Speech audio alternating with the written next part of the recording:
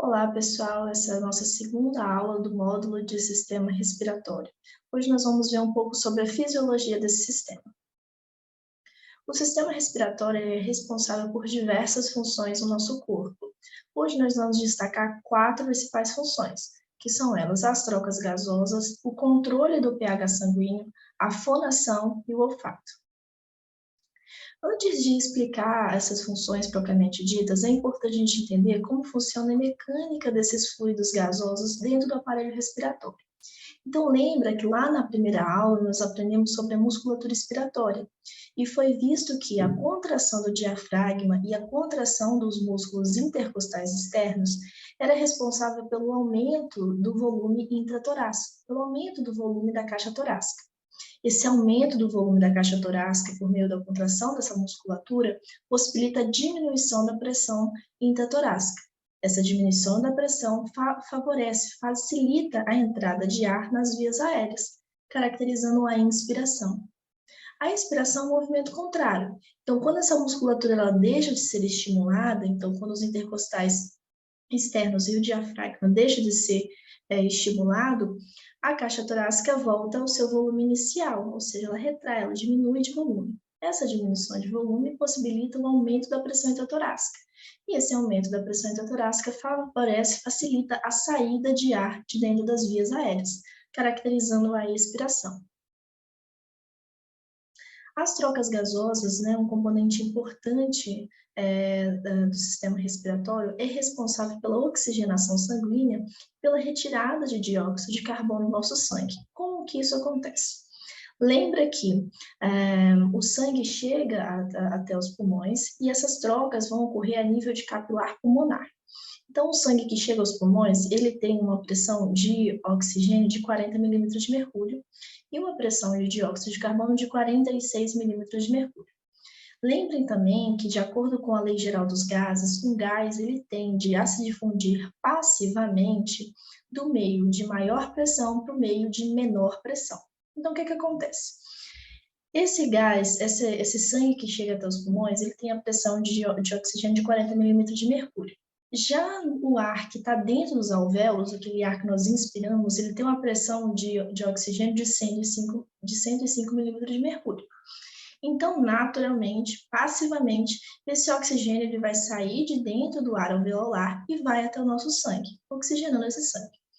Vai acontecer um movimento contrário com o dióxido de carbono, porque a pressão de dióxido de carbono do sangue que chega até os pulmões é de 46 milímetros de mercúrio. Já a pressão desse mesmo gás no ar alveolar, que foi recém-inspirado, é de 40 milímetros de mercúrio. Então, a tendência natural dele é sair do sangue e ir para dentro do ar alveolar.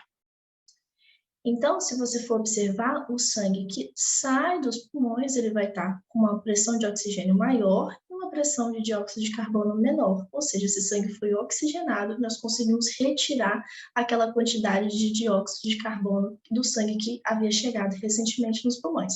Isso é muito importante, porque o aumento das pressões de dióxido de carbono vai possibilitar o aumento da formação do ácido carbônico. E esse aumento da produção de ácido carbônico diminui o pH sanguíneo a níveis não fisiológicos, né? É importante ressaltar também, gente, que o oxigênio ele não vai transitar livremente no nosso sangue.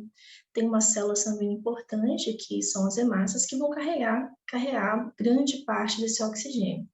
Essas hemácias, elas conseguem fazer isso porque elas estão abarrotadas intracelularmente por uma proteína chamada hemoglobina. A hemoglobina é uma proteína, uma cadeia polipeptídica formada por 2 cadeias alfa e 2 cadeias beta. Cada uma dessas cadeias ela possui um grupamento M, e nesse grupamento M, no centro, tem um íon de ferro em estado ferroso. É esse íon de ferro em estado ferroso que vai carregar a molécula de oxigênio para dentro dessa estrutura proteica que vai estar lá dentro das hemácias. Outra função associada ao sistema respiratório é da fonação. É só a gente lembrar lá na aula 1 que nós vimos que uma estrutura que faz parte do sistema respiratório é a laringe. E é na laringe que nós temos as pregas vocais. Essas pregas vocais elas vão ser tensionadas por uma musculatura, por alguns músculos ali presentes na laringe. Quando ela está tensionada e passa ar nessas pregas, essas pregas vibram. E essa vibração promove a nossa fonação, a produção de som. Esse som ele é propagado na coluna de ar que se estende desde a faringe até a cavidade oral, nariz e assim por diante. Outra atribuição do sistema respiratório é o olfato. Na parte superior da nossa cavidade nasal, ela tem um epitélio chamado de epitélio olfatório. Esse epitélio olfatório nada mais é que um conglomerado de neurônios, né, de neurônios olfatórios. Esses neurônios são neurônios bipolares, eles projetam os dendritos para dentro da cavidade nasal.